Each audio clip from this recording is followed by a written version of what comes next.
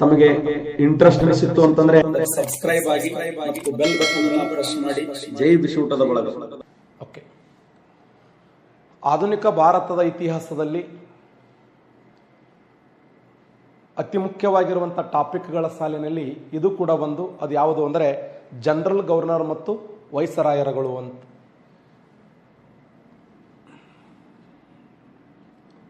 ಹದಿನೇಳುನೂರ 1772ರಿಂದ 1858ರವರೆಗೆ, 1772ರಿಂದ 1858ರವರೆಗೆ general ಗವರ್ನರ್ಗಳು, general ಗವರ್ನರ್ಗಳು.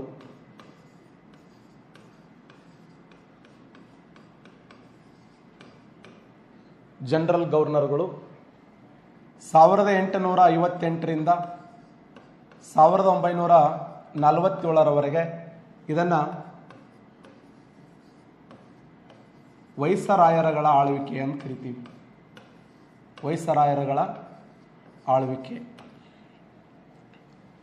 1772ರಿಂದ 1858ರವರೆಗೆ general ಗವರ್ನರ್ಗಳ ಆಳ್ವಿಕೆ ಆದರೆ 1858ರಿಂದ 1947ರವರೆಗೆ ಇದನ್ನು ವೈಸರಾಯರುಗಳ ಆಳ್ವಿಕೆ ಅಂತೇಳಿ ಗುರುತಿಸ್ತೀವಿ. ನನ್ನ ಧ್ವನಿ ಎಲ್ಲರಿಗೂ ಕೇಳಿಸ್ತಾ ಇದೆ ಸ್ಪಷ್ಟವಾಗಿ? ಓಕೆ ಓಕೆ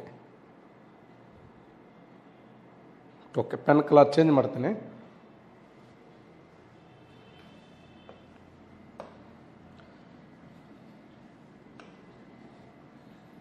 ಹದಿನೇಳುನೂರ 72ರಿಂದ 1858ರವರೆಗೆ, 1858ರಿಂದ 1947ರವರೆಗೆ ಇಲ್ಲಿ ಇದನ್ನು ಜನರಲ್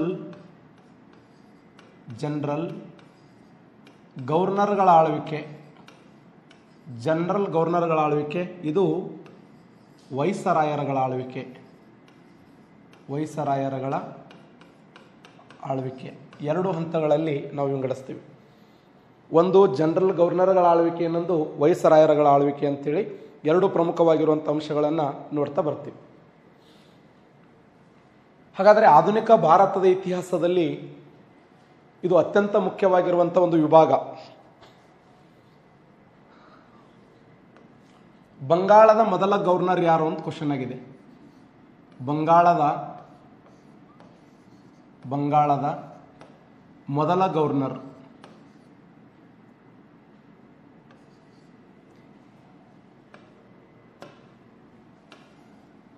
ಬಂಗಾಳದ ಪ್ರಥಮ ಗವರ್ನರ್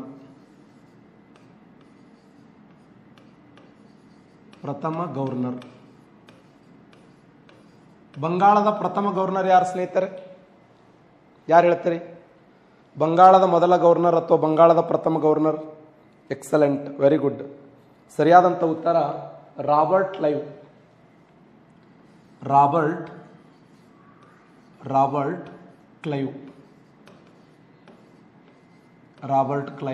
ಈ ರಾಬರ್ಟ್ ಕ್ಲೈವ್ನ ಕಾಲಾವಧಿ 1765ರಿಂದ 1772ರವರೆಗೆ ಆಳ್ವಿಕೆಯನ್ನು ಮಾಡ್ತಾನೆ ರಾಬರ್ಟ್ ಕ್ಲೈವ್. ಈ ರಾಬರ್ಟ್ ಕ್ಲೈವ್ ಆರಂಭದಲ್ಲಿ ಒಬ್ಬ ವರ್ತಕನಾಗಿ ಭಾರತಕ್ಕೆ ಬರ್ತಾನೆ. ಮುಂದೆ ಒಬ್ಬ ಸೈನಿಕನಾಗ್ತಾನೆ, ಮುಂದೆ ಒಬ್ಬ ಮಹಾದಂಡ ನಾಯಕನಾಗ್ತಾನೆ, ಮುಂದೆ ಗವರ್ನರ್ ಆಗಿ ಸೇವೆಯನ್ನು ಮಾಡ್ತಾನೆ. ನೋಡಿ, ಭಾರತ ದೇಶಕ್ಕೆ ವರ್ತಕನಾಗಿ ಬಂದ, ಸೈನಿಕನಾದ, ಮಹಾದಂಡ ನಾಯಕನಾದ, ಗವರ್ನರ್ ಆಗಿ ಸೇವೆ ಮಾಡ್ತಾನೆ. ಒಬ್ಬ ಚತುರನಾಗಿದ್ದ, ಹೋರಾಟಗಾರನಾಗಿದ್ದ. ಅವನ ದಕ್ಷತೆಯನ್ನು ಕಂಡು, ಅವನ ಪ್ರಾಮಾಣಿಕತೆಯನ್ನು ಕಂಡು 1765ರ ವೇಳೆಗೆ ಅವನನ್ನು ಬಂಗಾಳದ ಮೊದಲ ಗವರ್ನರನ್ನಾಗಿ ಆಯ್ಕೆ ಮಾಡಿದರು. ಬಹುಶಃ ರಾಬರ್ಟ್ ಕ್ಲೈವ್ನ ಬಗ್ಗೆ ನಾವು ಅಧ್ಯಯನ ಮಾಡಬೇಕಾದ್ರೆ ನಮಗೆ ರೋಮಾಂಚನ ಅನಿಸ್ತದೆ. ಬಂಗಾಳದ ಪ್ರಥಮ ಗವರ್ನರ್ ಆಗಿ ಸೇವೆಯನ್ನು ಮಾಡ್ತಾನೆ. ನಿಮಗೆಲ್ಲ ಗೊತ್ತದೆ, 1756ರಲ್ಲಿ ದಕ್ಷಿಣ ಭಾರತಕ್ಕೆ ಬರ್ತಾನೆ. ದಕ್ಷಿಣ ಭಾರತದಲ್ಲಿ ಎರಡನೇ ಆಂಗ್ಲೋ ಫ್ರೆಂಚ್ ಕದನದಲ್ಲಿ ಪಾಲ್ಗೊಳ್ತಾನೆ. ಎರಡನೇ ಆಂಗ್ಲೋ ಫ್ರೆಂಚ್ ಕದನ ಅಂದರೂ ಒಂದೇ, ಎರಡನೇ ಕಾರ್ನಾಟಿಕ್ ಯುದ್ಧ ಅಂದರೂ ಒಂದೇ. ದಕ್ಷಿಣ ಭಾರತದಲ್ಲಿ ಅಳಿವಿನ ಅಂಚಿನಲ್ಲಿರುವಂಥ ಸಮಯದಲ್ಲಿ ದಕ್ಷಿಣ ಭಾರತದಲ್ಲಿ ಬ್ರಿಟಿಷ್ ಸಾಮ್ರಾಜ್ಯ ಫ್ರೆಂಚ್ ಸಾಮ್ರಾಜ್ಯದ ಮುಂಚೆ ಅಳಿವಿನ ಅಂಚಿನಲ್ಲಿ ಇತ್ತು. ಆ ಅಳಿವಿನ ಅಂಚಿನಲ್ಲಿರುವಂಥ ಸಾಮ್ರಾಜ್ಯವನ್ನು ಗಟ್ಟಿಗೊಳಿಸಿದಂಥ ನಾಯಕ ಅಂದರೆ ರಾಬರ್ಟ್ ಕ್ಲೈವ್. 1756 ವೇಳೆಗೆ ಅಂದರೆ ಆತ ದಕ್ಷಿಣ ಭಾರತಕ್ಕೆ ಬಂದಿದ್ದು 1754 ಬರ್ತಾನೆ. 2 ವರ್ಷಗಳ ಕಾಲ ದಕ್ಷಿಣ ಭಾರತದಲ್ಲಿರ್ತಾನೆ. ಯಾರು ಮೊಹಮ್ಮದ್ ಅಲಿ, ಅನ್ವರುದ್ದೀನನ ಮಗನಾಗಿರುವಂಥ ಮೊಹಮ್ಮದ್ ಅಲಿಯನ್ನ ಅರಕಾಟದ ನವಾಬನನ್ನಾಗಿ ನೇಮಕ ಮಾಡ್ತಾನೆ. ದಕ್ಷಿಣ ಭಾರತದಲ್ಲಿ ಅಳಿವಿನ ಅಂಚಿನಲ್ಲಿರುವಂಥ ಸಾಮ್ರಾಜ್ಯವನ್ನು ತಡೆಗಟ್ಟಿದಂಥ ನಾಯಕ. ಅಷ್ಟೇ ಅಲ್ಲ, 1757 ಪ್ಲಾಸಿ ಕದನ ನಡೀತು. ಪಶ್ಚಿಮ ಬಂಗಾಳದಲ್ಲಿ ಬಂಗಾಳದ ನವಾಬನಾಗಿರುವಂಥ ಸಿರಾಜುದ್ದೌಲ್ ಹಾಗೂ ಬ್ರಿಟಿಷರ ಮಧ್ಯದಲ್ಲಿ 1757 ಜೂನ್ 23ರಂದು ಪ್ಲಾಸ್ಟಿಕ್ ಕದನ ನಡೀತದೆ. ಡಾಕ್ಟರ್ ಈಶ್ವರಿ ಪ್ರಸಾದ್ ಅವರೊಂದು ಮಾತು ಹೇಳ್ತಾರೆ, ಪ್ಲಾಸ್ಟಿಕ್ ಕದನ ಕದನವೇ ಅಲ್ಲ ಅಂತ. ಭಾರತದ ಇತಿಹಾಸದಲ್ಲಿ ಪ್ಲಾಸ್ಟಿಕ್ ಕದನ ಅಲ್ಲ. ಯಾಕೆ? ಸಿರಾಜುದ್ದೌಲನ ದೊಡ್ಡಮ್ಮಳಾಗಿರುವಂಥ ಗಸ್ತಿ ಬೇಗಂ, ಅಣ್ಣನಾಗಿರುವಂಥ ಶೌಕತ್ ಜಂಗ್, ರಾಬರ್ಟ್ ಕ್ಲೈವ್, ದಿವಾನ್ ಅನೇಕ ಅವನ ಸಹಚರರು ಕೂಡಿಕೊಂಡು ಅವನನ್ನು ಮುಗಿಸುವಂಥ ಪ್ರಯತ್ನವನ್ನು ಮಾಡ್ತಾರೆ. 1757 ಪಶ್ಚಿಮ ಬಂಗಾಳದ ಪ್ಲಾಸಿ ಎಂಬ ಸ್ಥಳದಲ್ಲಿ ಸಿರಾಜುದ್ದೌಲನ್ನ ಸಂಹಾರ ಮಾಡ್ತಾರೆ. ಅಲ್ಲಿ ಯಾರಿದ್ರು ಅಂತಂದ್ರೆ ರಾಬರ್ಟ್ ಕ್ಲೈವ್ ಇದ್ದ. ನೆನಪಿಡಿ, ರಾಬರ್ಟ್ ಕ್ಲೈವ್ನ ನೇತೃತ್ವದಲ್ಲಿ 1757 ಜೂನ್ 23 ಆ ಪ್ಲಾಸ್ಟಿಕ್ ಕದನದಲ್ಲಿ ರಾಬರ್ಟ್ ಕ್ಲೈವ್ ಯಶಸ್ವಿ ಆಗ್ತಾನೆ. ಸಿರಾಜುದ್ದೌಲ ಸತ್ತು ಹೋಗ್ತಾನೆ. ಮುಂದೆ 1765ರಲ್ಲಿ ಅಲಹಾಬಾದ್ ಒಪ್ಪಂದ ಆಗ್ತದೆ. ಈತನ ಬುದ್ಧಿಶಕ್ತಿಗೆ ಅಲಹಾಬಾದ್ ಒಪ್ಪಂದವು ಕೂಡ ಒಂದು ಸಾಕ್ಷಿ ಅಂತ ಕರಿತೀವಿ. ಕರೆಕ್ಟ್? ಈತನ ಬುದ್ಧಿಶಕ್ತಿಗೆ ಅಲಹಾಬಾದ್ ಒಪ್ಪಂದವು ಕೂಡ. ಅಲಹಾಬಾದ್ ಒಪ್ಪಂದ 1765ರಲ್ಲಿ ಇಲ್ಲಿ ದೆಹಲಿಯ ಚಕ್ರವರ್ತಿಯಾಗಿರುವಂಥ 2ನೇ ಶಾ ಆಲಂ ಮತ್ತೆ ಔಧದ ನವಾಬನಾಗಿರುವಂಥ ಸುಜಾ ಉದ್ದೌಲಾ, ರಾಬರ್ಟ್ ಕ್ಲೈವ್ ಈ 3 ಜನ ಕೂಡಿಕೊಂಡು ಮಾಡಿದಂಥ ಒಪ್ಪಂದವೇ ಅಲಹಾಬಾದ್ ಒಪ್ಪಂದ ಅಂತ ಕರಿತೀವಿ. ಅಲಹಾಬಾದ್ ಒಪ್ಪಂದದಲ್ಲಿ ದೆಹಲಿಯ ಚಕ್ರವರ್ತಿಯಾಗಿರುವಂಥ 2ನೇ ಶಾ ಆಲಮನಿಂದ ದಿವಾನಿ ಹಕ್ಕುಗಳನ್ನು ಪಡೆದುಕೊಂಡ. ಸರ್, ದಿವಾನಿ ಹಕ್ಕುಗಳಂದ್ರೆ ಏನು? ಕಂದಾಯವನ್ನು ಸಂಗ್ರಹ ಮಾಡುವಂಥ ಪದ್ಧತಿಯನ್ನು ದಿವಾನಿ ಹಕ್ಕುಗಳನ್ನು ಕರಿತೀವಿ. ಬಂಗಾಳ, ಬಿಹಾರ, ಒರಿಸ್ಸಾ ಪ್ರಾಂತ್ಯಗಳಲ್ಲಿ ಬಂಗಾಳ,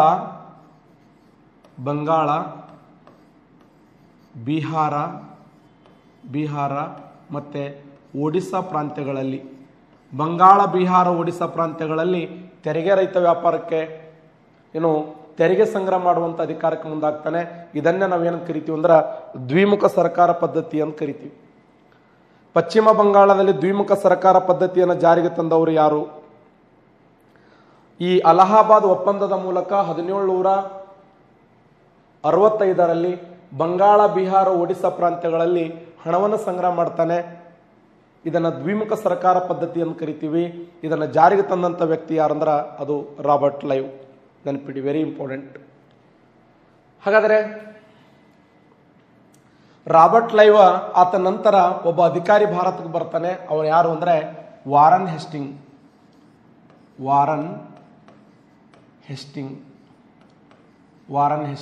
ವೆರಿ ಇಂಪಾರ್ಟೆಂಟ್. ವಾರನ್ ಹೆಸ್ಟಿಂಗನ ಕಾಲಾವಧಿ 1772ರಿಂದ 1785ರವರೆಗೆ. ವಾರನ್ ಹೆಸ್ಟಿಂಗನ ವಿಶೇಷ ಏನು? ವಾರನ್ ಹೆಸ್ಟಿಂಗನ ವಿಶೇಷ ಏನು ಅಂತಂದ್ರೆ ಈತ ಬಂಗಾಳದ ಮೊದಲ ಗವರ್ನರ್ ಜನರಲ್. ಮೊದಲ ಗವರ್ನರ್ ಜನರಲ್. ಸರಿ, ಏನ್ರಿ ಇದು ಗವರ್ನರ್ ಜನರಲ್ ಮತ್ತು ಜನರಲ್ಗಿರುವಂಥ ವ್ಯತ್ಯಾಸ ಏನು? ಕೇವಲ ಬಂಗಾಳಕ್ಕೆ ಮಾತ್ರ ಸೀಮಿತನಾಗಿದ್ದರೆ ಗವರ್ನರ್. ಬಂಗಾಳ, ಬಿಹಾರ, ಒರಿಸ್ಸಾ ಪ್ರಾಂತ್ಯಗಳಿಗೆ ಅದರ ಸಂಪೂರ್ಣ ವ್ಯಾಪ್ತಿಯನ್ನು ನೋಡ್ಕೊತಾ ಇದ್ದಂದ್ರೆ ಜನರಲ್ ಗವರ್ನರ್. ಮುಂದೆ ಅವರು ವ್ಯಾಪ್ತಿಯನ್ನು ವಿಸ್ತರಿಸಿದೆ. ಬಂಗಾಳ ಹೋಗಿ ಭಾರತ ಆಯಿತು. ಅವತ್ತಿನ ಜನರಲ್ ಗವರ್ನರ್ ಇವತ್ತಿನ ರಾಷ್ಟ್ರಪತಿ. ಅವತ್ತಿನ ವೈಸರಾಯ, ಇವತ್ತಿನ ರಾಷ್ಟ್ರಪತಿ ಕೇವಲ ಬಂಗಾಳಕ್ಕೆ ಮಾತ್ರ ಸೀಮಿತ ಆಗಿದ್ರೆ, ಕೇವಲ ಬಿಹಾರಕ್ಕೆ ಮಾತ್ರ ಸೀಮಿತ ಆಗಿದ್ರೆ, ಕೇವಲ ಒಡಿಸ್ಸಾ ರಾಜ್ಯಕ್ಕೆ ಮಾತ್ರ ಸೀಮಿತ ಆಗಿದ್ರೆ ಗವರ್ನರ್. ಅಖಂಡ ಭಾರತ ದೇಶವನ್ನು ಪ್ರತಿನಿಧಿಸ್ತಾ ಇದ್ರೆ ಜನರಲ್ ಗವರ್ನರ್ ಅಂತ ಹೇಳಿ ಕರಿತೀವಿ. ಹಾಗಾದ್ರೆ ಬಂಗಾಳದ ಮೊದಲ ಗವರ್ನರ್ ಅಂತಂದ್ರ ರಾಬರ್ಟ್ ಕ್ಲೈವ್. ಬಂಗಾಳದ ಮೊದಲ ಜನರಲ್ ಗವರ್ನರ್ ಅಂತಂದ್ರೆ ಅರ್ಥ ಆಗ್ತಾ ಇದೆಯಾ? ಬಂಗಾಳದ ಮೊದಲ ಜನರಲ್ ಗವರ್ನರ್ ಅಂದ್ರೆ ವಾರನ್ ಹೇಸ್ಟಿಂಗ್. ಹಾಗಾದ್ರೆ ಬಂಗಾಳದ ಮೊದಲ ಗವರ್ನರ್ ಜನರಲ್ ಇತ್ತ. ನಂಬರ್ 2, ಈತನನ್ನು ಏನಂತ ಕರೀತಿದ್ರು ಅಂತಂದ್ರೆ ಸ್ವರ್ಗದಲ್ಲಿ ಜನಿಸಿದ ಸೇನಾಪತಿ. ಸ್ವರ್ಗದಲ್ಲಿ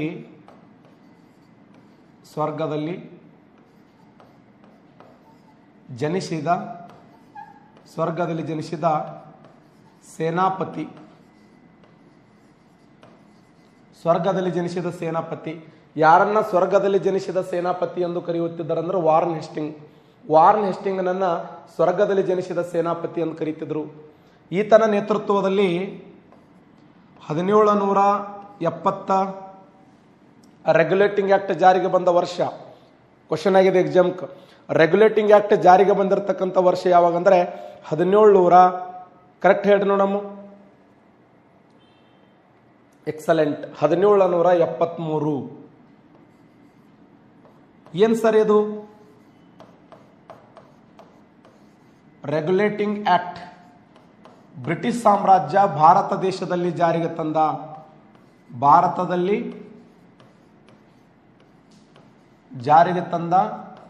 ಮೊದಲ ಲಿಖಿತ ರೂಪದ ಕಾಯ್ದೆ ಅದು. ಭಾರತ ದೇಶದಲ್ಲಿ ಬ್ರಿಟಿಷ್ ಸಾಮ್ರಾಜ್ಯ ಜಾರಿಗೆ ತಂದ ಮೊದಲ ಲಿಖಿತ ರೂಪದ ಕಾಯ್ದೆ ಯಾವುದು ಅಂತಂದ್ರೆ ಅದು, ಎಸ್ ಎಲ್ಲರೂ ಆನ್ಸರ್ ಮಾಡ್ತಾ ಇದ್ದೀರಿ, ಎಕ್ಸಲೆಂಟ್. ಭಾರತ ದೇಶದಲ್ಲಿ ಬ್ರಿಟಿಷರು ಜಾರಿಗೆ ತಂದ ಮೊದಲ ಲಿಖಿತ ರೂಪದ ಕಾಯ್ದೆ ಯಾವುದು ಅಂದ್ರೆ ಅದು ರೆಗ್ಯುಲೇಟಿಂಗ್ ಆಕ್ಟ್. ಇದು ಜಾರಿಗೆ ಬಂದ ವರ್ಷ 1773. 1773ರಲ್ಲಿ ರೆಗ್ಯುಲೇಟಿಂಗ್ ಆಕ್ಟ್ ಜಾರಿಗೆ ಬರುತ್ತದೆ. ಭಾರತ ದೇಶದಲ್ಲಿ ಬ್ರಿಟಿಷರು ಜಾರಿಗೆ ತಂದ ಮೊಟ್ಟ ಮೊದಲ ಲಿಖಿತ ರೂಪದ ಕಾಯ್ದೆ. ಸರ್, ಈ ರೆಗ್ಯುಲೇಟಿಂಗ್ ಆಕ್ಟ್ ಪ್ರಕಾರ ಏನು ಬದಲಾವಣೆ? ಅದು ರೆಗ್ಯುಲೇಟಿಂಗ್ ಆಕ್ಟ್ ಪ್ರಕಾರ ಈ ಬಂಗಾಳದಲ್ಲಿ ಜಾರಿಗೆ ಬಂದಂತ ದ್ವಿಮುಖ ಸರ್ಕಾರ ಪದ್ಧತಿಯನ್ನು ರದ್ದು ಮಾಡಿದ. ದ್ವಿಮುಖ ಸರ್ಕಾರ ಪದ್ಧತಿಯನ್ನು ರದ್ದು ಮಾಡ್ತಾನೆ. ಬಂಗಾಳದಲ್ಲಿ ಜಾರಿಗೆ ತಂದಂತ ದ್ವಿಮುಖ ಸರ್ಕಾರ ಪದ್ಧತಿ ರದ್ದು ಮಾಡಿದವರು ವಾರನ್ ಹೇಸ್ಟಿಂಗ್. ಅಷ್ಟೇ ಅಲ್ಲದೆ ಈತ ಮುರ್ಷಿದಾಬಾದದಲ್ಲಿ ರಾಜಧಾನಿ. ಮುರ್ಷಿದಾಬಾದದಿಂದ ಬಂಗಾಳಕ್ಕೆ ತನ್ನ ರಾಜಧಾನಿಯನ್ನು ವರ್ಗಾವಣೆ ಮಾಡ್ತಾನೆ. ಮುರ್ಷಿದಾಬಾದದಿಂದ ಬಂಗಾಳಕ್ಕೆ ತನ್ನ ರಾಜಧಾನಿಯನ್ನು ವರ್ಗಾವಣೆ ಮಾಡಿದವರು ವಾರನ್ ಹೇಸ್ಟಿಂಗ್. ಮುರ್ಷಿದಾಬಾದದಿಂದ ಬಂಗಾಳಕ್ಕೆ ರಾಜಧಾನಿಯನ್ನು ವರ್ಗಾವಣೆ ಮಾಡ್ತಾರೆ. ಬಂಗಾಳದಲ್ಲಿ ದ್ವಿಮುಖ ಸರ್ಕಾರ ಪದ್ಧತಿಯನ್ನು ಜಾರಿಗೆ ತರ್ತಾನೆ ವಾರನ್ ಹೇಸ್ಟಿಂಗ್.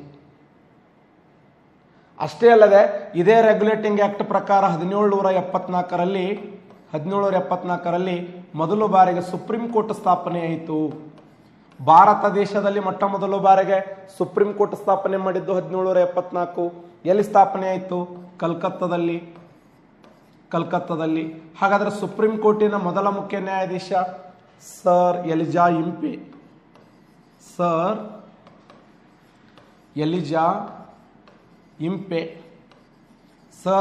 ಇಂಪೆ. ಸುಪ್ರೀಂ ಕೋರ್ಟಿನ ಮೊಟ್ಟ ಮೊದಲ ನ್ಯಾಯಾಧೀಶ ಯಾರಂದ್ರೆ ಸರ್ ಎಲಿಜಾ ಇಂಪೆ. 1774ರಲ್ಲಿ ಕಲ್ಕತ್ತಾದಲ್ಲಿ ಮೊಟ್ಟ ಮೊದಲ ಬಾರಿಗೆ ಸುಪ್ರೀಂ ಕೋರ್ಟ್ ಸ್ಥಾಪನೆ ಆಯಿತು. ಯಾವ ಕಾಯ್ದೆ ಪ್ರಕಾರ ಅಂದ್ರೆ 1773ರ ರೆಗ್ಯುಲೇಟಿಂಗ್ ಆಕ್ಟ್ ಪ್ರಕಾರ. ಭಾರತದಲ್ಲಿ ಬ್ರಿಟಿಷರು ಜಾರಿಗೆ ತಂದ ಮೊದಲ ಲಿಖಿತ ರೂಪದ ಕಾಯ್ದೆ ಎಂದರೆ ರೆಗ್ಯುಲೇಟಿಂಗ್ ಆಕ್ಟ್. ದ್ವಿಮುಖ ಸರ್ಕಾರ ಪದ್ಧತಿ ರದ್ದು ಮಾಡ್ತಾನೆ. ಮುರ್ಷಿದಾಬಾದಿಂದ ಬಂಗಾಳಕ್ಕೆ ತನ್ನ ರಾಜಧಾನಿಯನ್ನು ವರ್ಗಾವಣೆ ಮಾಡ್ತಾನೆ.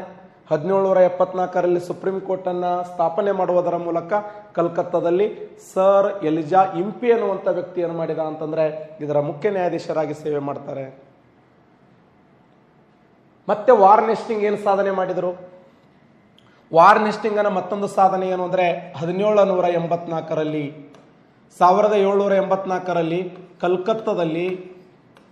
ಕಲ್ಕತ್ತಾದಲ್ಲಿ ರಾಯಲ್ ಎಸೆಟಿಕ್ ಸೊಸೈಟಿ ಏನು ಸರ್ ಇದು? The the Bengal royal Asiatic society Bharat ದೇಶದ ಸನಾತನ ಹಿಂದೂ ಸಂಸ್ಕೃತಿಯನ್ನು ಅಧ್ಯಯನ ಮಾಡಲು, ಭಾರತದ ಇತಿಹಾಸವನ್ನು ಅಧ್ಯಯನ ಮಾಡಲು, ಸಾಹಿತ್ಯವನ್ನು ಅಧ್ಯಯನ ಮಾಡಲು, ಭಾರತೀಯರು ನಡೆದ ಬಂದ ದಾರಿ, ಇತಿಹಾಸದ ಅವಶೇಷಗಳನ್ನು ಆವಿಷ್ಕಾರ ಮಾಡಲು, ಸಾಹಿತ್ಯವನ್ನು ತಿಳಿದುಕೊಳ್ಳಲು, ನಮ್ಮ ದೇಶದ ಭವ್ಯ ಪರಂಪರೆಯನ್ನು ಅಧ್ಯಯನ ಮಾಡುವ ಸಲುವಾಗಿ 1784ರಲ್ಲಿ ಕಲ್ಕತ್ತಾದಲ್ಲಿ ದಿ ಬೆಂಗಾಲ್ ಅಂಡ್ ರಾಯಲ್ ಎಸೆಟಿಕ್ ಸೊಸೈಟಿಯನ್ನು ಪ್ರಾರಂಭ ಮಾಡ್ತಾರೆ. ಇದರ ಮೊದಲ ಅಧ್ಯಕ್ಷರಾಗಿ ಸೇವೆ ಮಾಡಿದವರು ವಿಲಿಯಂ ಜೋನ್ಸ್. ವಿಲಿಯಂ ಜೋನ್ಸ್ ಅನ್ನುವಂಥ ವ್ಯಕ್ತಿ ಇದರ ಮೊದಲ ಅಧ್ಯಕ್ಷರಾಗಿ ಸೇವೆ ಮಾಡ್ತಾರೆ. Very important. The Bengal and royal Asiatic ಸೊಸೈಟಿಯನ್ನ ಬಹುಶಃ ವಿಲಿಯಂ ಜೋನ್ಸ್ ಒಬ್ಬ ತತ್ವಜ್ಞಾನಿ. ಕಾಳಿದಾಸನ ಗ್ರಂಥಗಳನ್ನು ಅಧ್ಯಯನ ಮಾಡ್ತಾರೆ, ಮಹಾಭಾರತವನ್ನು ಅಧ್ಯಯನ ಮಾಡ್ತಾರೆ, ಭಗವದ್ಗೀತೆಯನ್ನು ಅಧ್ಯಯನ ಮಾಡ್ತಾರೆ, ಅಲ್ಲಿಯ ಸಂದೇಶಗಳನ್ನು ಆಂಗ್ಲ ಭಾಷೆಗೆ ಬದಲಾವಣೆ ಮಾಡುವಂಥ ಪ್ರಯತ್ನವನ್ನು ಮಾಡ್ತಾರೆ. ಅದಕ್ಕೆ 1784ರಲ್ಲಿ ಬೆಂಗಾಲ್ ಎಸೆಟಿಕ್ ಸೊಸೈಟಿಯನ್ನು ಪ್ರಾರಂಭ ಮಾಡಿದಂಥ ಕೀರ್ತಿ ಇವರಿಗೆ ಸಲ್ಲುತ್ತದೆ. ಓಕೆ. ಫಾದರ್ ಆಫ್ ಇಂಡಾಲಜಿ ಅಂತಂದ್ರೆ ಅಲ್ ಬೆರೂನಿ ಇವರಲ್ಲ, ಇವರನ್ನ ನಾವು ಆ ಥರ ಕರೆಯಂಗಿಲ್ಲ. ಫಾದರ್ ಆಫ್ ಇಂಡಾಲಜಿ ಅಂದರೆ ಅಲ್ ಬೆರೂನಿಯನ್ನ ಫಾದರ್ ಆಫ್ ಇಂಡಾಲಜಿ ಅಂತ ಕರೀತಾರೆ. ಮೊಹಮ್ಮದ್ ಗಜನಿಯೊಂದಿಗೆ ಭಾರತಕ್ಕೆ ಬಂದ ವ್ಯಕ್ತಿ ಆತ. ಮತ್ತು ವಾರನ್ ಹೆಸ್ಟಿಂಗನ ಮತ್ತೊಂದು ಸಾಧನೆ ಏನು? ವಾರ್ ಹೆಸ್ಟಿಂಗ ಪ್ರಥಮ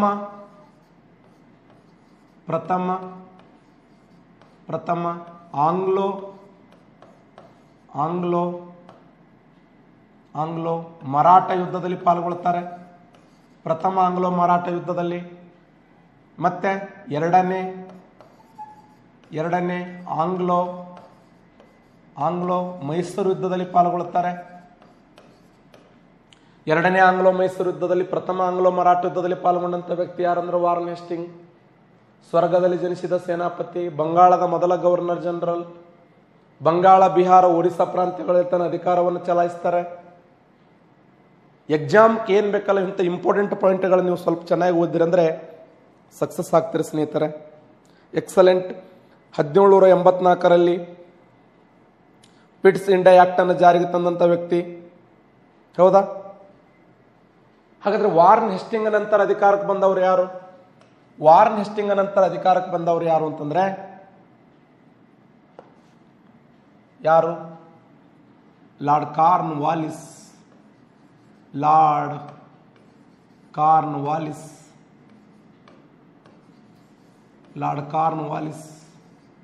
ನೋಡಿ, ಲಾರ್ಡ್ ಕಾರ್ನ್ ವಾಲಿಸನ ಮೇಲೆ ಬಹಳ ಸರಿ ರಿಪೀಟ್ ಆಗಿರುವಂತ ಪ್ರಶ್ನೆ. ಕರ್ನಾಟಕ ರಾಜ್ಯದ ನಾಗರಿಕ ಸೇವೆಗಳ ಪಿತಾಮಹ ಎಂದು ಯಾರನ್ನು ಕರೆಯುತ್ತಾರೆ? ಕರ್ನಾಟಕ ರಾಜ್ಯದ ನಾಗರಿಕ ಸೇವೆಗಳ ಪಿತಾಮಹ ಎಂದು ಕೆ ಶೇಷಾದ್ರಿಯವರನ್ನು ಕರೀತಾರೆ. ಹಾಗಾದ್ರೆ ಭಾರತ ದೇಶದ ನಾಗರಿಕ ಸೇವೆಗಳ ಪಿತಾಮಹ ಎಂದು ಯಾರನ್ನು ಕರೆಯುತ್ತಾರೆ? ಭಾರತದ ನಾಗರಿಕ ಸೇವೆಗಳ ಪಿತಾಮಹ ಇವರು ಲಾರ್ಡ್ ಕಾರ್ನ್ ವಾಲಿಸ್. 1786ರಿಂದ 1793ರವರೆಗೆ ಆಳ್ವಿಕೆಯನ್ನು ಮಾಡ್ತಾರೆ. ಇವರ ಕಾಲಾವಧಿ 1786ರಿಂದ 1793. ಇವರನ್ನ ಭಾರತದ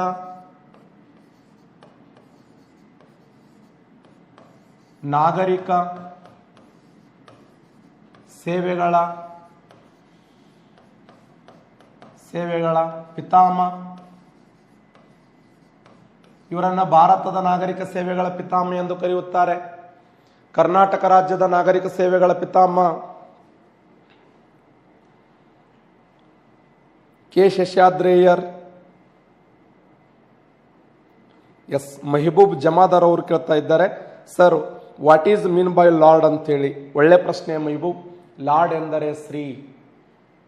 ಈಗ ಇಸ್ಲಾಂ ಧರ್ಮದಲ್ಲಿ ಹಜರತ್ ಅಂತ ಕರೀತಾರೆ, ಗೊತ್ತಾ? ಪ್ರವಾದಿ ಹಜರತ್. ನಮ್ಮಲ್ಲಿ ಸನ್ಮಾನ್ಯ ಶ್ರೀ, ಪರಮ ಪೂಜ್ಯ, ಶಟಸ್ಥಲ ಬ್ರಹ್ಮಿ, ಓಂ ಶ್ರೀ ಗುರು ಬಸವಲಿಂಗಾಯ ನಮ ಈ ಶಬ್ದಗಳು ಬಳಸ್ತೀವಿ ನೋಡಿ. ಆ ಥರ ರೆಸ್ಪೆಕ್ಟ್ಫುಲ್ ಆಗಿರುವಂಥ ಪದ ಅದು.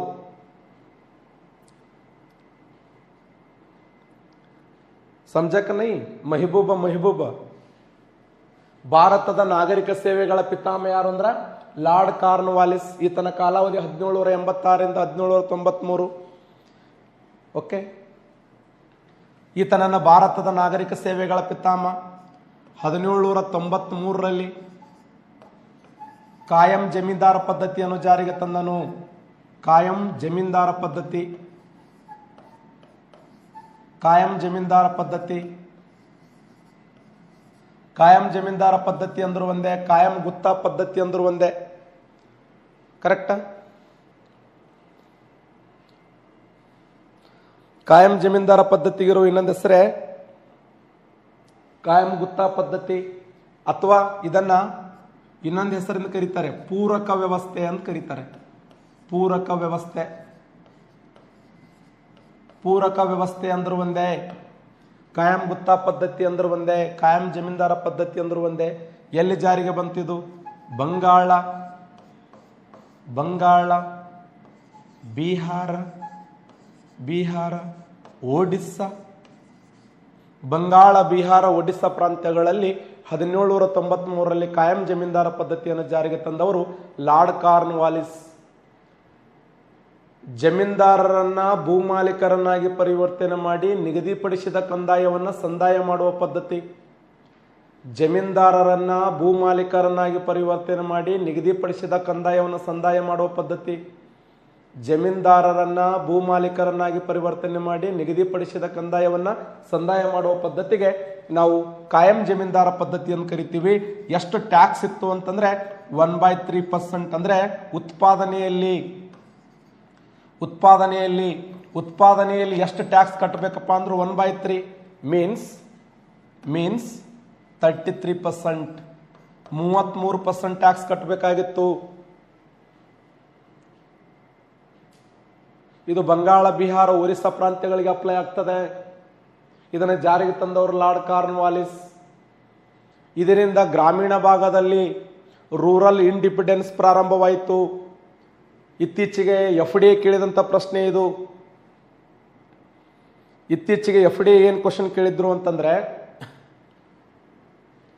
ಸಾಲದಲ್ಲಿ ಹುಟ್ಟಿ ಸಾಲದಲ್ಲಿ ಬೆಳೆದು ಸಾಲದಲ್ಲಿ ಸತ್ತು ಸಾಯುವ ಸಮಯದಲ್ಲಿ ತಂದೆ ತನ್ನ ಮಗನಿಗೆ ಕರೆದು, ಮಗನೇ ಮುಂದಿನ ದಿನಮಾನಗಳಲ್ಲಿ ಸಾಲ ಎಂಬ ಪರಂಪರೆಯನ್ನು ಮುಂದುವರಿಸುವಂತೇಳಿ ತಂದೆ ತನ್ನ ಮಗನಿಗೆ ಹೇಳುವಂಥ ಸಿಸ್ಟಮ್ ಇದೆಯಲ್ಲ, ಇದನ್ನ ರೂರಲ್ ಇಂಡಿಪೆಂಡೆನ್ಸ್ ಅಂತ ಕರೀತಾರೆ, ಗ್ರಾಮೀಣ ಋಣಭಾರ ಅಂತ ಕರೀತಾರೆ.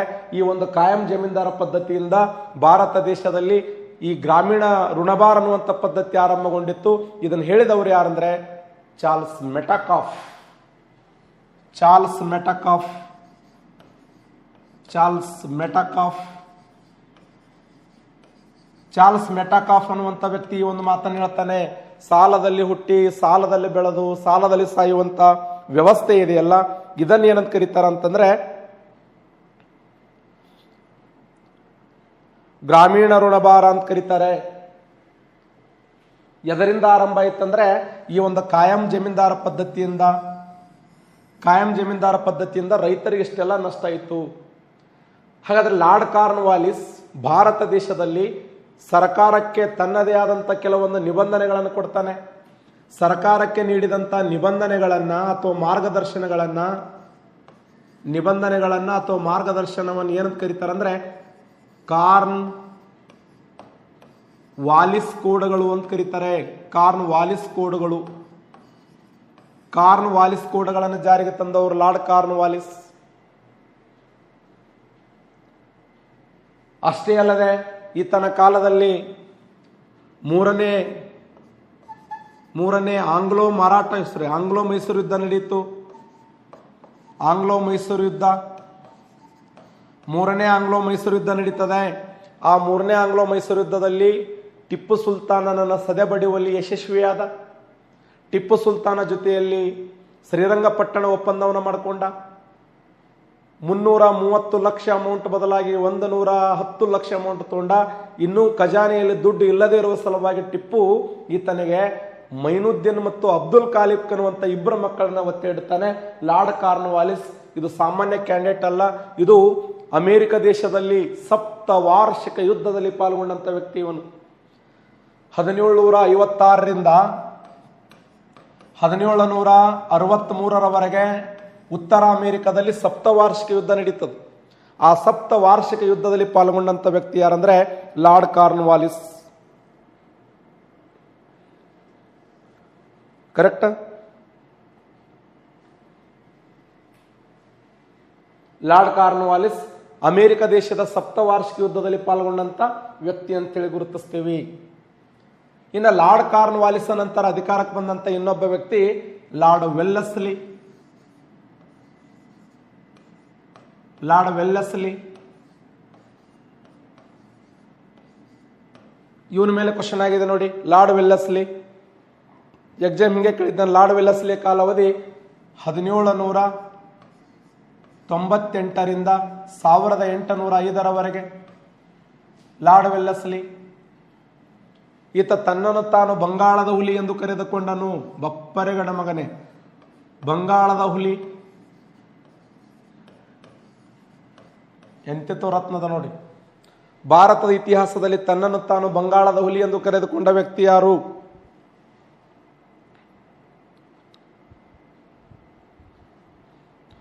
ತನ್ನನ್ನು ತಾನು ಬಂಗಾಳದ ಹುಲಿ ಎಂದು ಕರೆದುಕೊಂಡನು 1798ರಿಂದ 1805ರವರೆಗೆ. ತನ್ನನ್ನು ತಾನು ಬಂಗಾಳದ ಹುಲಿ ಎಂದು ಕರೆದುಕೊಂಡನು. ಇದು ಎಕ್ಸಾಮ್ ಕೇಳಿದ್ದಾರೆ. ಎಸ್, ಭಾರತದಲ್ಲಿ ಬ್ರಿಟಿಷ್ ಸಾಮ್ರಾಜ್ಯದ ಶಿಲ್ಪಿ ಅಂತ ಕರೀತಾರೆ ಇವನನ್ನ. ಭಾರತದಲ್ಲಿ ಬ್ರಿಟಿಷ್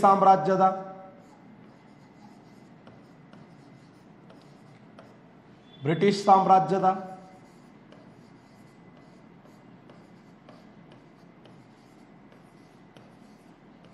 ಶಿಲ್ಪಿ ಲಾರ್ಡ್ ವೆಲ್ಲೆಸ್ಲಿಯ ವಿಶೇಷ ಏನಂದ್ರೆ 1798ರಲ್ಲಿ ಭಾರತದಲ್ಲಿ ಸಹಾಯಕ ಸೈನ್ಯ ಪದ್ಧತಿಯನ್ನು ಜಾರಿಗೆ ತಂದನು. ಸಹಾಯಕ ಸೈನ್ಯ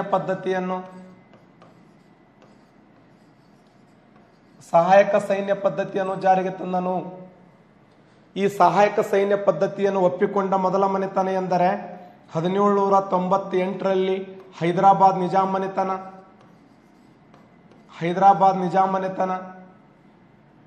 ಹೈದರಾಬಾದದ ನಿಜಾಮ್ ಮನೆತನ ಇದನ್ನು ವಿರೋಧ ಮಾಡಿದ ಮೊದಲ ವ್ಯಕ್ತಿ.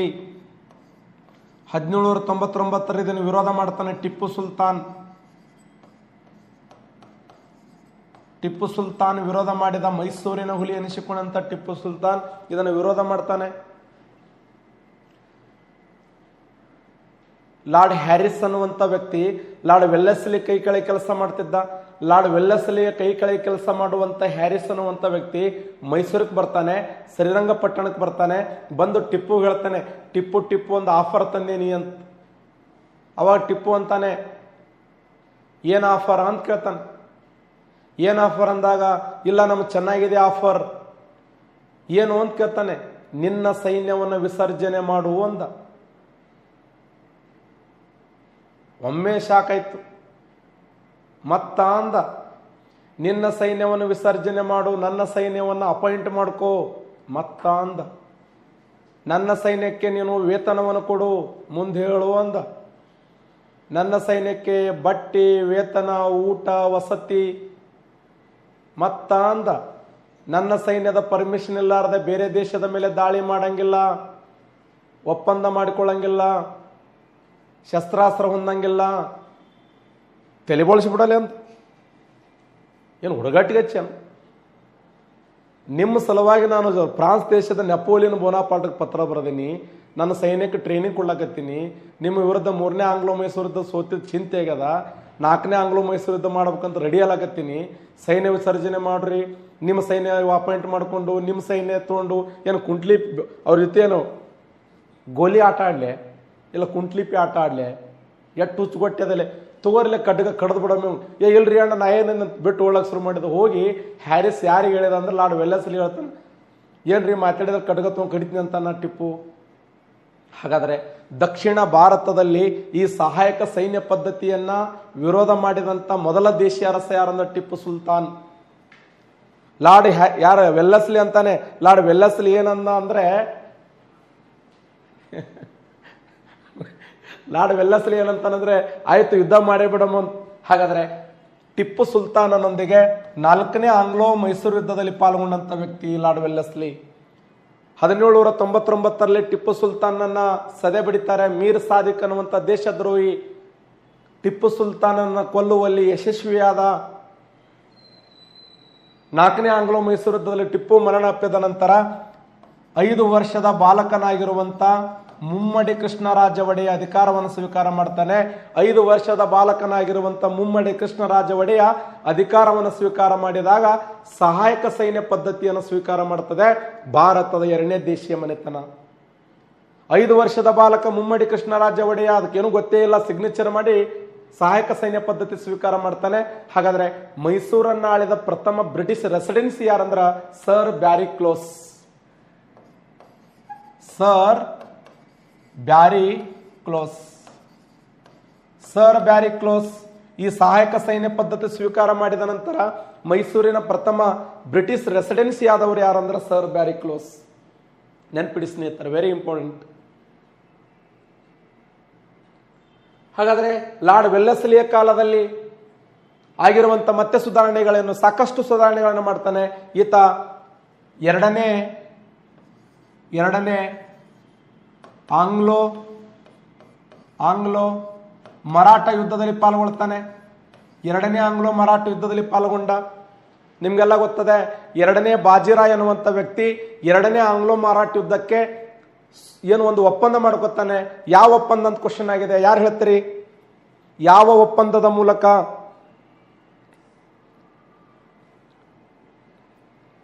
S, very good. ಯಾವ ಒಪ್ಪಂದ ಅಂತಂದ್ರೆ ನಿಮ್ಗೆ ಹೇಳಿಬಿಟ್ಟೆ ನಾನು, ಆಂಗ್ಲೋ ಮರಾಠ ಯುದ್ಧಗಳು ಎಸ್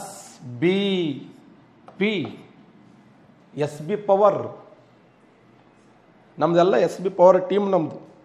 SBP 1ನೇ ಆಂಗ್ಲೋ ಮರಾಠ ಯುದ್ಧ ಸಾಲ್ಬಾಯಿ ಒಪ್ಪಂದ, 2ನೇ ಆಂಗ್ಲೋ ಮರಾಠ ಯುದ್ಧ ಬೇಸಿನ್ ಒಪ್ಪಂದ, 3ನೇ ಆಂಗ್ಲೋ ಮರಾಠ ಯುದ್ಧ ಪುಣೆ ಒಪ್ಪಂದ. 3 ಆಂಗ್ಲೋ ಮರಾಠ ಯುದ್ಧಗಳು ನೆನಪಿಡ್ರಿ. ಪ್ರಥಮ ಆಂಗ್ಲೋ ಮರಾಠ ಯುದ್ಧ ಯಾವ ಒಪ್ಪಂದ ಅಂದ್ರೆ ಎಸ್ ಸಾಲ್ಬಾಯಿ ಒಪ್ಪಂದ. 2ನೇದ್ದು ಬಿ ಅಂತಂದ್ರೆ ಏನು? ಬೇಸಿನ್ ಒಪ್ಪಂದ. ಪಿ ಅಂದ್ರೆ ಏನು? ಪುಣೆ ಒಪ್ಪಂದ. SBP. ಹಾಗಾದ್ರೆ 2ನೇ ಆಂಗ್ಲೋ ಮರಾಠ ಯುದ್ಧ ಯಾವ ಒಪ್ಪಂದ ಅಂದ್ರೆ ಬೇಸಿನ್ ಒಪ್ಪಂದದೊಂದಿಗೆ ಮುಕ್ತಾಯವಾಗ್ತದೆ. ಆ ಒಂದು ಆಂಗ್ಲೋ ಮರಾಠ ಯುದ್ಧದಲ್ಲಿ ಪಾಲ್ಗೊಂಡಂತ ವ್ಯಕ್ತಿ ಯಾರಂದ್ರ ಲಾರ್ಡ್ ವೆಲ್ಲೆಸ್ಲಿ ಅಂತ ಹೇಳಿ ಗುರುತಿಸ್ತೀವಿ. ಇದು ಕೂಡ ಎಕ್ಸಾಮ್ ಕ್ವಶನ್ ಆಗಿದೆ. ಸಾಕಷ್ಟು ಇವನ ಮೇಲೆ ಕ್ವಶನ್ಗಳನ್ನು ಕೇಳಿದ್ದಾರೆ ಲಾರ್ಡ್ ವೆಲ್ಲೆಸ್ಲಿಯ ಮೇಲೆ. ಎಷ್ಟು ನೆನ್ಪಿಡಿ, ಲಾರ್ಡ್ ವೆಲ್ಲೆಸ್ಲಿ ನಂತರ ಅಧಿಕಾರಕ್ಕೆ ಬಂದಂತ ಇನ್ನೊಬ್ಬ ವ್ಯಕ್ತಿ ಯಾರಂದ್ರೆ Lord William Bentinck. Lord William Bentinck.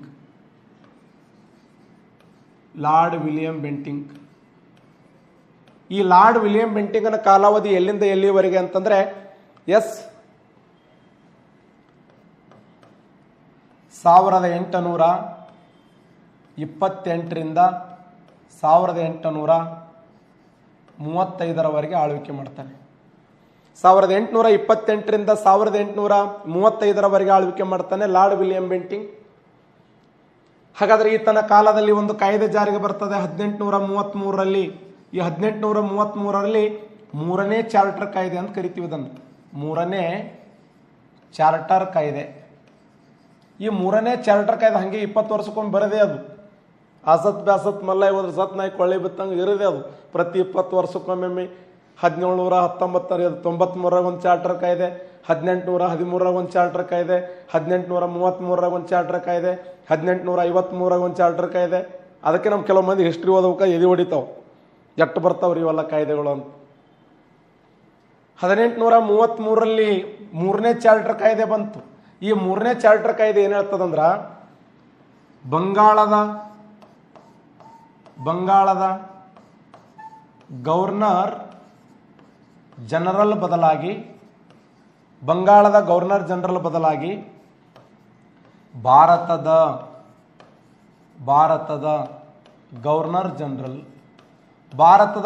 General ಎಂದು ನಾಮಕರಣ ಮಾಡಲಾಯಿತು. ಹಾಗಾದರೆ ಭಾರತದ ಮೊದಲ ಗವರ್ನರ್ ಜನರಲ್ ಆಗಿ ಸೇವೆ ಮಾಡಿದವರು ಯಾರು ಅಂತ ಕ್ವಶನ್ ಕೇಳಿದಾಗ ಸರಿಯಾದಂತ ಉತ್ತರ ಲಾರ್ಡ್ ವಿಲಿಯಂ ಬೆಂಟಿಂಗ್. 1833ರಲ್ಲಿ 3ನೇ ಚಾರ್ಟರ್ ಕಾಯ್ದೆ ಬಂತು.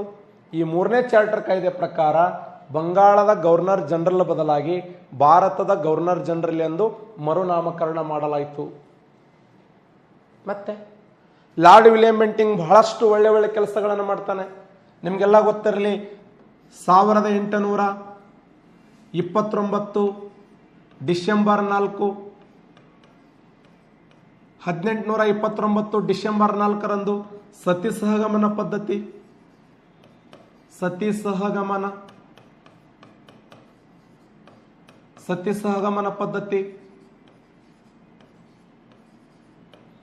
ಸಹಗಮನ ಪದ್ಧತಿ 1829 ಡಿಸೆಂಬರ್ 4ರಂದು ಸತಿ ಸಹಗಮನ ಪದ್ಧತಿಯನ್ನು ರದ್ದು ಮಾಡ್ತಾನೆ. ಹಾಗಾದ್ರೆ ಸತಿ ಸಹಗಮನ ಪದ್ಧತಿ ರದ್ದು ಮಾಡಲು ಈತನಿಗೆ ಸಹಾಯ ಮಾಡಿದವರು ಯಾರಂದ್ರ Rajaram Mohan Roy. Rajaram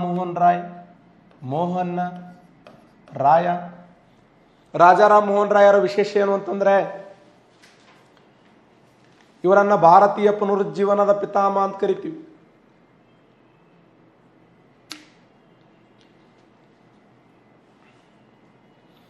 father of Indian renaissance. ಯಾರನ್ನ ಭಾರತೀಯ ಪುನರುಜ್ಜೀವನದ ಪಿತಾಮಹ ಎಂದು ಕರೆಯುತ್ತಾರೆ ಅಂತಂದ್ರೆ ರಾಜಾರಾಮ್ ಮೋಹನ್ ರಾಯ್ ಅವರನ್ನ ಭಾರತೀಯ ಪುನರುಜ್ಜೀವನದ ಪಿತಾಮಹ ಅಂತ ಕರೀತಾರೆ.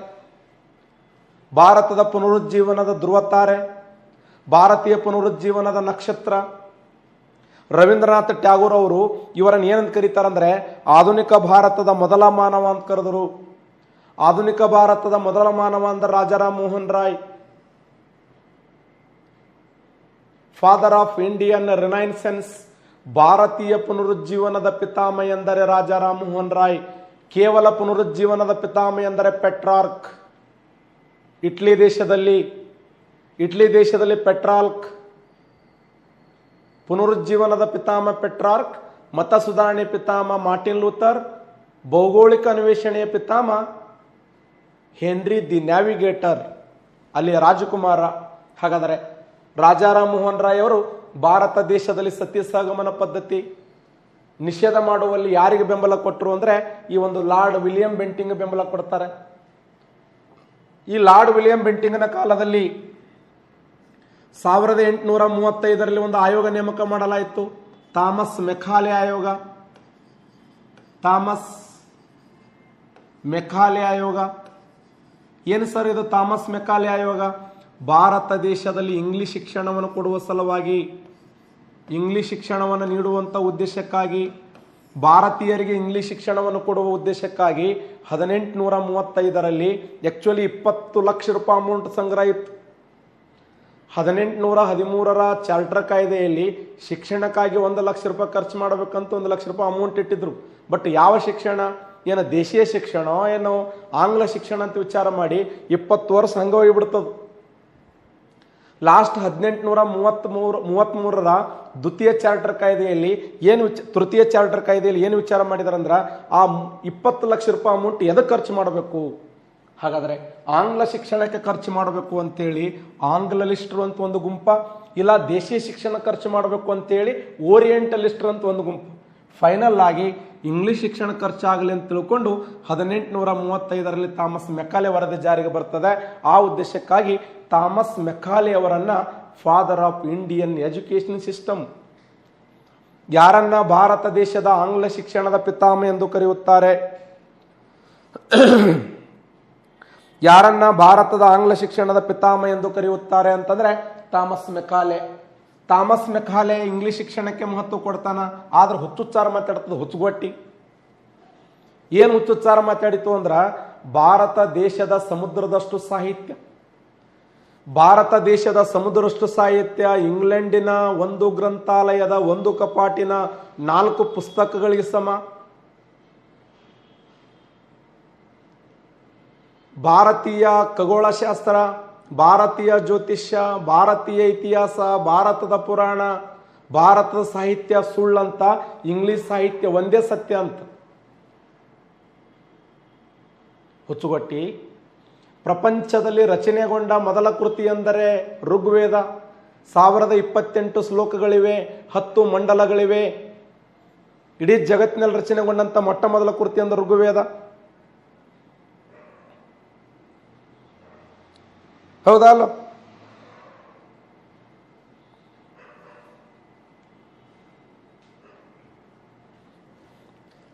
ಅಲ್ಲ ಮಾತಾಡೋ ಪದ್ಧತಿ ಬೇಕಲ್ಲ. ಭಾರತೀಯ ಸಾಹಿತ್ಯ ಸುಳ್ಳ, ಭಾರತೀಯ ಪುರಾಣಗಳು ಸುಳ್ಳ, ಭಾರತದ ಜ್ಯೋತಿಷ್ಯ ಸುಳ್ಳ? ಹೌದಪ್ಪ, ಜ್ಯೋತಿಷ್ಯ ಸುಳ್ಳು ಅನ್ನೋದಾದರೆ ಇವತ್ತು ಇಡೀ ಜಗತ್ತೇ ಭಾರತದ ಕಡೆ ವಾಲ್ತಾ ಇದೆ. ಭಾರತದ ಯೋಗ, ಧ್ಯಾನ, ಪ್ರಾಣಾಯಾಮ, ಭಾರತೀಯರು ಕೊಟ್ಟಿರ್ತಕ್ಕಂಥ ಸಂಸ್ಕೃತಿಯನ್ನು ಇಡೀ ಪ್ರಪಂಚ ಅನುಸರಿಸ್ತಾ ಇದೆಯಲ್ಲ. ನೋಡಿ ಮಾತಾಡ್ಬೇಕು, ಹುಚ್ಚುಚ್ಚಾರ ಮಾತಾಡಿದ್ರೆ. ಇದು ಎಕ್ಸಾಮ್ ಕ್ವಶನ್ ಆಗಿದೆ. ಗ್ರೂಪ್ ಸಿ 2017 ಕೇಳ್ಯಾನ, ಸಬ್ ರಿಜಿಸ್ಟರ್ ಕೇಳ್ಯಾನ. ಕ್ವಶನ್ ಏನಂತ ಕೇಳ್ಯಾನಂದ್ರೆ, ಭಾರತ ದೇಶದ ಸಮುದ್ರಷ್ಟು ಸಾಹಿತ್ಯ, ಅರಬ್ ಸಾಹಿತ್ಯ, ಇಂಗ್ಲೆಂಡ್ ದೇಶದ 1 ಗ್ರಂಥಾಲಯದ 1 ಕಪಾಟಿನ 4 ಪುಸ್ತಕಗಳಿಗೆ ಸಮ ಎಂದು ಕರೆದವರು ಯಾರು? ಯಾರು? Thomas Macaulay. ಅವನು ಕರ್ಕೊಂಡ್ಬಂದವ ಲಾರ್ಡ್ ವಿಲಿಯಂ ಬೆಂಟಿಂಗ್. ಇವನ್ ಕಪ್ಪು ಮಷಿ ಅಲ್ಲ ಅದು. ಇನ್ನು ಲಾರ್ಡ್ ವಿಲಿಯಂ ಬೆಂಟಿಂಗನ ಕಾಲದಲ್ಲಿ 1831 ಮೈಸೂರನ್ನ ಕಮಿಷನರ್ಗಳ ಆಳ್ವಿಕೆ ಒಳಪಡಿಸ್ತಾನೆ. ಕಮಿಷನರ್ಗಳ ಆಳ್ವಿಕೆ. ಹೌದು, ನಮ್ಮ ಮೈಸೂರಿನಲ್ಲಿ 5 ವರ್ಷದ ಬಾಲಕ ಮುಮ್ಮಡಿ ಕೃಷ್ಣರಾಜ ಒಡೆಯ ಅಂತ ಹೇಳಿದ್ನಲ್ಲ, ಆ ಮುಮ್ಮಡಿ ಕೃಷ್ಣರಾಜ ಒಡೆಯ ಅಸಮರ್ಥ ಇದ್ದ, ಅದ್ಭುತವಾದ ಆಳ್ವಿಕೆ ಮಾಡಲಿಲ್ಲ. 1831 ಬೂದಿ ಬಸಪ್ಪ ಅಂತೇಳಿ ನಗರ ದಂಗೆಯನ್ನು ಮಾಡ್ತಾನೆ. ಅವ ಜನರಿಗೆ ಹೇಳ್ತಿರ್ತಾನೆ, ನಾನು ಬೂದಿ ಬಸಪ್ಪ ಅದೀನಿ, ನಮ್ಮಪ್ಪ ದೊಡ್ಡ ಬಸಪ್ಪ ಅದನ, ನಾವು ಕೆಳದಿ ಮನೆತನಕ್ಕೆ ಸೇರಿದವರು, ನಾವು ನಿಮಗೆ ಸಾಲ ಮನ್ನಾ ಮಾಡ್ತೀವಿ, ನೀವು ನಮಗೆ ಸಪೋರ್ಟ್ ಕೊಡ್ರಿ, ನನ್ನ ರಾಜ ಮಾಡ್ರಿ. ಯಾಕೋ ಮಿಸ್ ಹೊಡಿತಾ ಇತ್ತು. ಕರ್ನಲ್ ಬ್ರಿಗ್ಸ್ ಅಂತ ಅಲ್ಲಿಯ ಬ್ರಿಟಿಷ್ ರೆಸಿಡೆನ್ಸಿ ಇದ್ದ, ಅವ ಪತ್ರ ಬರೆದ ಲಾರ್ಡ್ ವಿಲಿಯಂ ಬೆಂಟಿಂಗ್, ಅಣ್ಣ ಯಾಕೋ ಇಲ್ಲಿ ಏನೋ ನಡೆದದ ಆಟ, ಹಿಡ್ರಿ ಅವನು ಮೊದಲ ಅಂತ ಹಿಡ್ಕೊಂಡು ಒಯ್ದು ಒಳಗೆ ಹಾಕಿ ಜಜ್ಜಲಾಯಿತು. ಚೆನ್ನಾಗಿ ಜಜ್ಜಲಾಯಿತು. 1ನೇ ಜಡ್ಜಿಗೆ 2ನೇ ಜಡ್ಜಿಗೆ 1ನೇ ಏಟಿಗೆ ಅವ ಹೇಳಿದ, ನಾನು ಬೂದಿ ಬಸಪ್ಪ ಅಲ್ಲ. 2ನೇ ಏಟಿಗೆ ನಮ್ಮಪ್ಪ ದೊಡ್ಡ ಬಸಪ್ಪ ಅಲ್ಲ. 3ನೇ ಏಟಿಗೆ ನಾನು ಕೆಳದಿ ಮನೆತನಕ್ಕೆ ಸೇರಿಲ್ಲ. 4ನೇ ಏಟಿಗೆ ನಾನು ಸಾದರಮಲ್ಲ ಇದ್ದೀನಿ. 5ನೇ ಏಟಿಗೆ ನೀವೇಕ ನನ್ನನ್ನು ದಯವಿಟ್ಟು ಜೈಲಿನಿಂದ ಬಿಡುಗಡೆ ಮಾಡಬಾರದು.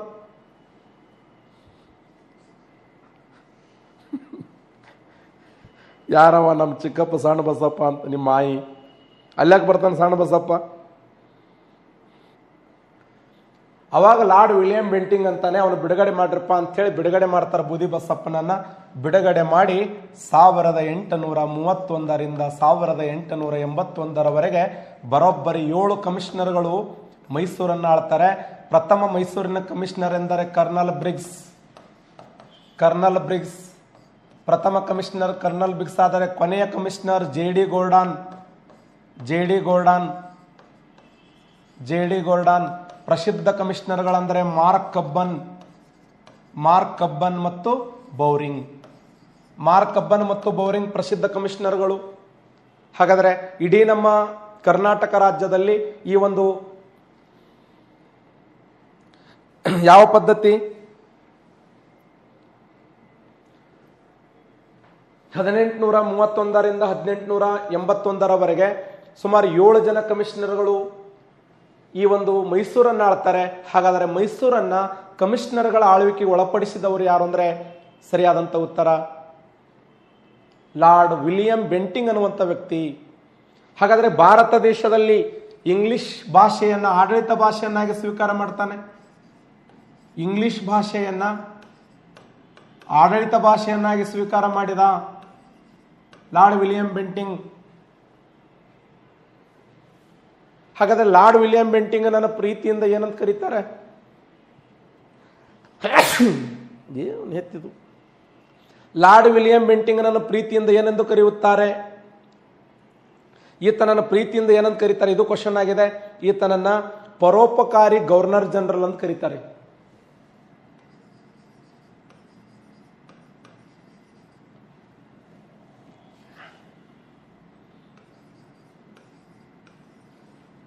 ಯಾರನ್ನ ಪರೋಪಕಾರಿ ಗವರ್ನರ್ ಜನರಲ್ ಎಂದು ಕರೆಯುತ್ತಾರೆ ಅಂತಂದ್ರೆ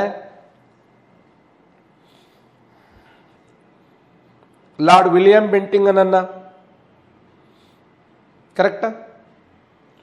ಲಾರ್ಡ್ ವಿಲಿಯಂ ಬೆಂಟಿಂಗ್ ನಂತರ ಅಧಿಕಾರಕ್ಕೆ ಬಂದವರು ಯಾರು? Lord Dalhousie. ಲಾರ್ಡ್ ಡಾಲ್ಹೌಸಿ ಈತನ ಕಾಲಾವಧಿ, ಲಾರ್ಡ್ ಡಾಲ್ಹೌಸಿಯ ಕಾಲಾವಧಿ ಹೇಳ್ತೀರಿ?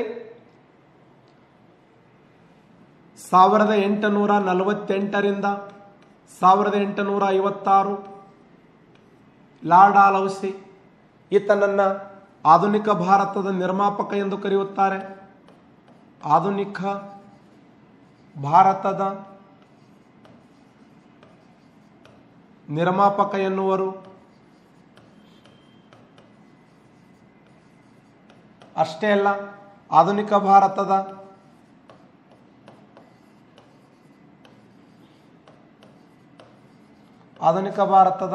ಸಾರಿಗೆ ಸಂಪರ್ಕಗಳ ಪಿತಾಮಹ.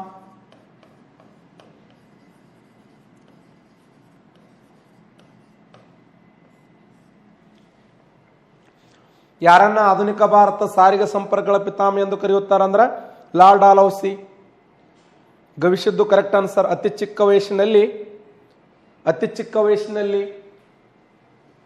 ಗವರ್ನರ್ ಆಗಿರುವಂತ ವ್ಯಕ್ತಿ ಈತ. ಚಿಕ್ಕ ವಯಸ್ಸಿನಲ್ಲಿ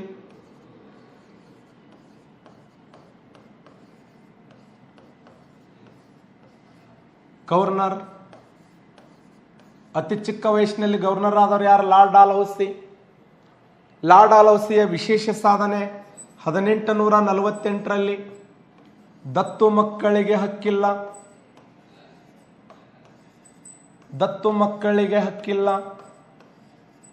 ಆಕ್ಚುಲಿ ದತ್ತು ಮಕ್ಕಳಿಗೆ ಹಕ್ಕಿಲ್ಲ ಎಂಬ ಪದ್ಧತಿಯನ್ನು ಫಸ್ಟ್ ಪರಿಚಯ ಮಾಡಿದವರು ಫ್ರೆಂಚ್ ಗವರ್ನರ್ ಡೂಪ್ಲೆ ಅನ್ನುವಂಥ ವ್ಯಕ್ತಿ. ದತ್ತು ಮಕ್ಕಳಿಗೆ ಹಕ್ಕಿಲ್ಲ ಎಂಬ ಪದ್ಧತಿಯನ್ನು ಸ್ವೀಕಾರ ಮಾಡಿದ ಮೊದಲ ಮನೆತನ ಎಂದರೆ ಮಹಾರಾಷ್ಟ್ರದ ಸತಾರ್ ಮನೆತನ ಈ ದತ್ತು ಮಕ್ಕಳಿಗೆ ಹಕ್ಕಿಲ್ಲ ಎಂಬ ಪದ್ಧತಿಯನ್ನು ಸ್ವೀಕಾರ ಮಾಡಿದ್ದು. ಅಷ್ಟೇ ಅಲ್ಲ, 1853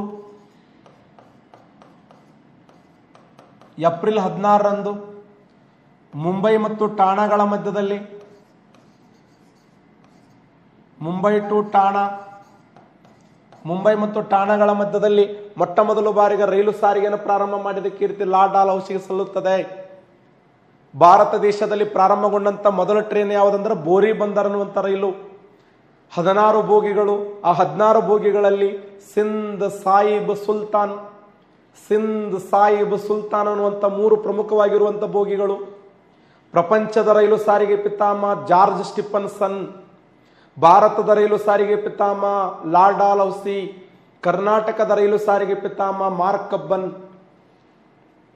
1859ರಲ್ಲಿ ಬೆಂಗಳೂರು ಮತ್ತು ಬೆಂಗಳೂರಿನಿಂದ ಜೋಲಾರಪೇಟೆಗಳ ಮಧ್ಯದಲ್ಲಿ ಕರ್ನಾಟಕ ರಾಜ್ಯದಲ್ಲಿ ಮೊದಲ ಬಾರಿಗೆ ರೈಲು ಹಳಿ ಹಾಕಿದವರು ಯಾರಂದ್ರೆ ಮಾರ್ಕ್ ಕಬ್ಬನ್.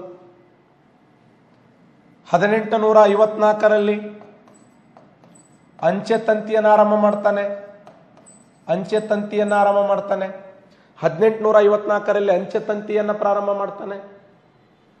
1850ರಲ್ಲಿ ಈತ ಮಾಡಿದ ದೊಡ್ಡ ತಪ್ಪು ಧಾರ್ಮಿಕ ನ್ಯೂನತೆ ಕಾಯ್ದೆ ಜಾರಿಗೆ ತಂದ. ಧಾರ್ಮಿಕ ನ್ಯೂನತೆ ಕಾಯ್ದೆ ಏನ್ ಸರ್ ಹಿಂಗಂದ್ರೆ?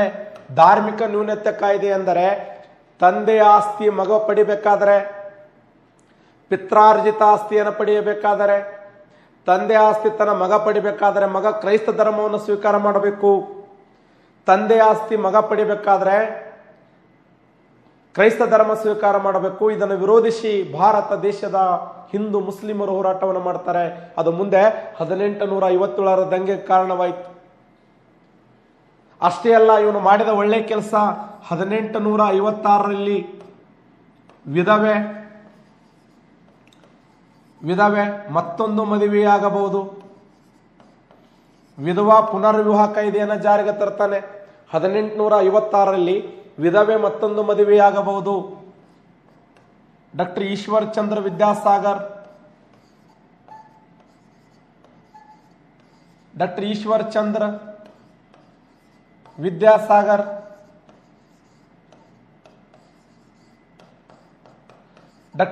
ಚಂದ್ರ ವಿದ್ಯಾಸಾಗರ್ ಅವರು ಒಂದು ಗ್ರಂಥ ಬರೀತಾರೆ. ಯಾರು ಹೇಳ್ತಾರೆ?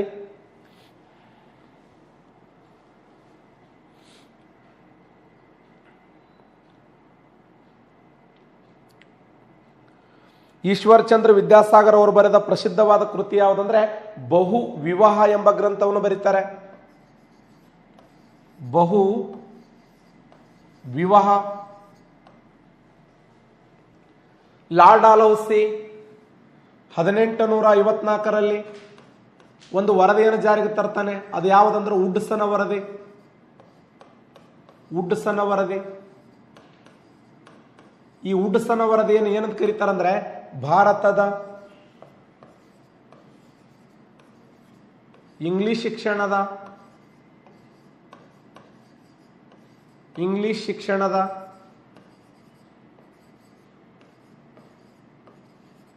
Magna cart. ಯಾಕೆ? ಬಹಳ ಚೆನ್ನಾಗಿ ವರದಿಯನ್ನು ಜಾರಿಗೆ ತರ್ತಾನ ವುಡ್ಸನ್ ವರದಿ.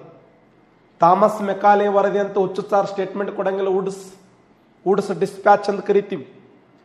ಹಳ್ಳಿಗಳಲ್ಲಿ ಪ್ರಾಥಮಿಕ ಶಾಲೆ, ತಾಲೂಕುಗಳಲ್ಲಿ ಪ್ರೌಢಶಾಲೆ, ಜಿಲ್ಲೆಗಳಲ್ಲಿ PU ಶಿಕ್ಷಣ, ಹಳ್ಳಿಗಳಲ್ಲಿ ನಡೆಯುವ ಶಿಕ್ಷಣ ದೇಶೀಯ ಭಾಷೆಯಲ್ಲಿರಬೇಕು.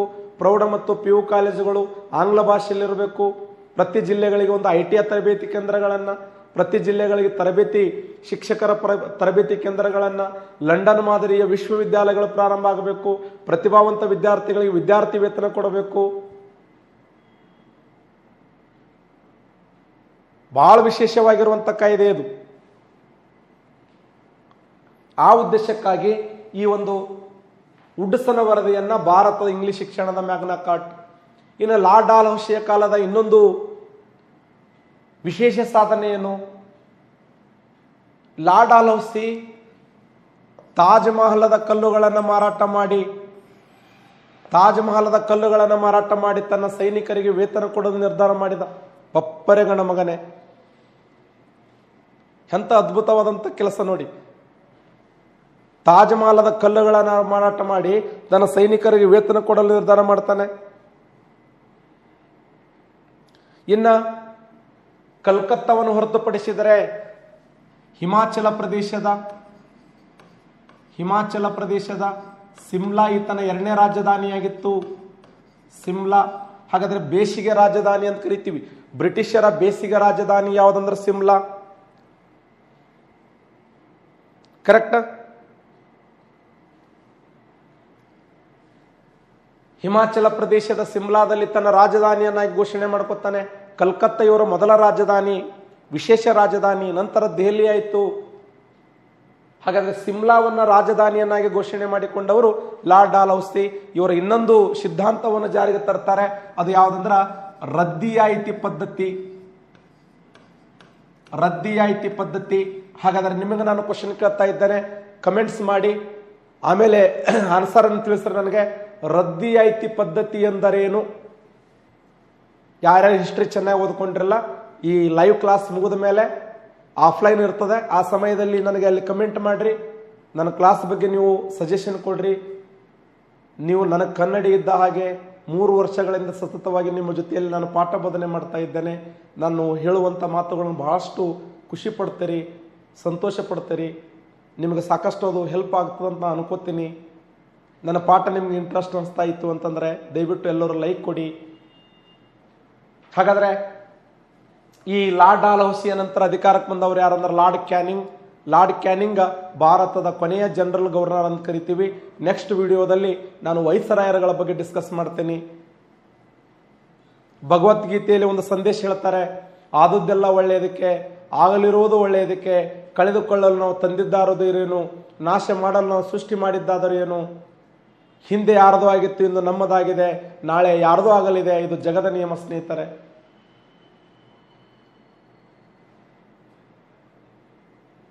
ಚೆನ್ನಾಗಿ ಬದುಕಿ ನಿಮ್ಮದೇ ಆಗಿರುವಂಥ ಸಮೃದ್ಧವಾದಂಥ ಜೀವನವನ್ನು ಕಟ್ಟಿಕೊಳ್ಳಿ. ನೀವು ಕುಟುಂಬಕ್ಕೆ ಒಂದು ಆದರ್ಶ ವ್ಯಕ್ತಿಗಳಾಗ್ರಿ. ನಿಮ್ಮ ನಂಬಿದವರನ್ನು ಯಾವತ್ತು ಕೈ ಬೀಳಕ್ಕೆ ಹೋಗಬೇಡ್ರಿ. ಪ್ರಾಮಾಣಿಕತೆಯಿಂದ ಇರಿ, ನಿಷ್ಠೆಯಿಂದ ಇರಿ. ನಿಮ್ಮ ವ್ಯಸನಗಳನ್ನು ಬಿಡ್ರಿ. ಇನ್ನೊಬ್ಬರಿಗೆ ನಾವು ಬುದ್ಧಿ ಹೇಳೋ ಬದಲಾಗಿ ನಮ್ಮ ಮನಸ್ಸಿಗೆ ನಾವು ಬುದ್ಧಿ ಹೇಳ್ಕೊಳ್ಳೋಣ. ಅರಿವೇ ಗುರು. ನಮ್ಮ ಕೆಟ್ಟ ಚಟಗಳೇನದವಲ್ಲ, ನಮ್ಮ ಮನಸ್ಸನ್ನು ನಾವು ಬದಲಾವಣೆ ಮಾಡಿಕೊಳ್ಳುವ ಪ್ರಯತ್ನವನ್ನು ಮಾಡೋಣ. ಒಂದು ಕಡೆ ಸಿಡಿಯೂಲ್ ಮಲೆ ಸನ್ಯಾಸಿ ಸ್ವಾಮಿ ವಿವೇಕಾನಂದರು ಒಂದು ಮಾತು ಹೇಳ್ತಾರೆ, ನೀನು ಪುಸ್ತಕಕ್ಕಾಗಿ ಸಮಯವನ್ನು ಕೊಟ್ಟರೆ, ಪುಸ್ತಕಕ್ಕೆ ನೀನು ಸಮಯವನ್ನು ಕೊಟ್ಟು, ಕ್ಲಾಸ್ಗಳಿಗೆ ನೀನು ಸಮಯವನ್ನು ಕೊಟ್ಟು, ಓದೋದಕ್ಕೆ ನೀನು ಸಮಯ ಕೊಟ್ಟರೆ, ಮುಂದಿನ ದಿನಮಾನಗಳಲ್ಲಿ ಜಗತ್ತು ನಿನಗಾಗಿ ಸಮಯ ಕೊಡ್ತದೆ, ಜಗತ್ತು ನಿನಗಾಗಿ ವೇಟ್ ಮಾಡ್ತದೆ. ದಯವಿಟ್ಟು ಪುಸ್ತಕವನ್ನು ಓದಿ, ಯಾವುದೇ ವ್ಯಸನಗಳನ್ನು ಮಾಡಕ್ಕೆ ಹೋಗ್ಬೇಡ್ರಿ. ಕುಡಿತ, ಸಿಗರೇಟ್ ಸೇದೋದು, ಸ್ಟಾರ್ ತಿನ್ನೋದು ನಮ್ಮ ಜೀವನವನ್ನು ಹಾಳು ಮಾಡ್ತದೆ ಸ್ನೇಹಿತರೆ. ದೊಡ್ಡ ವ್ಯಕ್ತಿಗಳಾಗಿ ಬೆಳೀರಿ, ನಿಮ್ಮ ಕುಟುಂಬಕ್ಕೆ ಒಂದು ನಂದಾದೀಪವಾಗಿ ಬೆಳಗ್ರಿ ಅನ್ನುವಂಥ ಮಾತನ್ನು ಹೇಳಿ, ನನಗೆ ಆ ರದ್ದಿ ಐತಿ ಅನ್ನುವಂಥ ಪದ್ಧತಿಯ ಮಾಹಿತಿ ಕೊಡ್ರಿ. ನಾ ರದ್ದಿ ಐತಿ ಬಗ್ಗೆ ಸಾಕಷ್ಟು ಮಾಹಿತಿ ನೆಕ್ಸ್ಟ್ ಕ್ಲಾಸ್ನಲ್ಲಿ ಹೇಳ್ತೀನಿ. ಎಲ್ಲರಿಗೂ ಒಳ್ಳೆಯದಾಗಲಿ. ನಮಸ್ಕಾರ.